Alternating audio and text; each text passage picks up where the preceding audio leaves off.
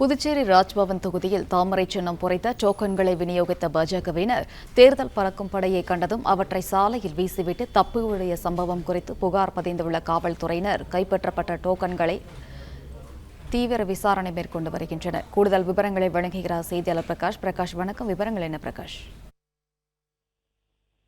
புதுச்சேரியில் சட்டப்பேரவை தேர்தலுக்கான வாக்குப்பதிவு காலை முதல் விறுவிறுப்பாக நடைபெற்று வருகிறது. ஏறத்தாழ 50% மேல் வாக்குப்பதிவு நடைபெற்று இருக்கிறது. அந்த சூழ்நிலையில் புதுச்சேரி ராஜ்பவன் சட்டமன்ற தொகுதிக்கு உட்பட்ட பெருமாள் கோவில் வீதியில் அங்க இருக்கக்கூடிய பூத்துல வாக்களிக்கக்கூடிய வாக்காளர்களுக்கு தாமரை சின்னம் பொருந்திய டோக்கன்கள் வழங்கி வந்ததாக கூறப்படுகிறது. இந்த தகவலை இருந்த காவல்துறையினர் மற்றும் தேர்தல் பறக்கும் படையினர் அங்கு இது தொடர்பாக விசாரணை செய்வதற்குள் அங்கிருந்த இந்த டோக்கன் விநியோகம் செய்தவர்கள் டோக்கனை சாலையில் வீசிவிட்டு தப்பி ஓடியதாக கூறப்படுகிறது. இது குறித்து போலீசாரும் தேர்தல் பறக்கும் படையினரும் விசாரணை நடத்தி வருகிறாங்க.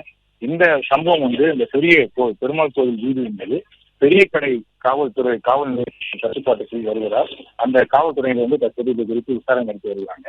டோக்கன்ல தாமரை சின்னம் பொருந்தி இந்த டோக்கனானது விநியோகிக்கப்பட்டதாக கூறப்படுகிறது. வாக்களிக்கக்கூடிய வாக்காளர்களுக்கு இந்த டோக்கன் விநியோகிக்கப்பட்டதாக அங்க இருக்கக்கூடிய தகவல்கள் தெரிவிக்கின்றன. காவல்துறையினர் வருவதாக தகவல் கிடைத்த உடனேயே அந்த டோக்கன்களை சாலையில் வீசிவிட்டு சென்றிருக்கிறாங்க. இது தொடர்பாக காவல்துறையினர் விசாரணை நடத்தி வருகிறார்கள்.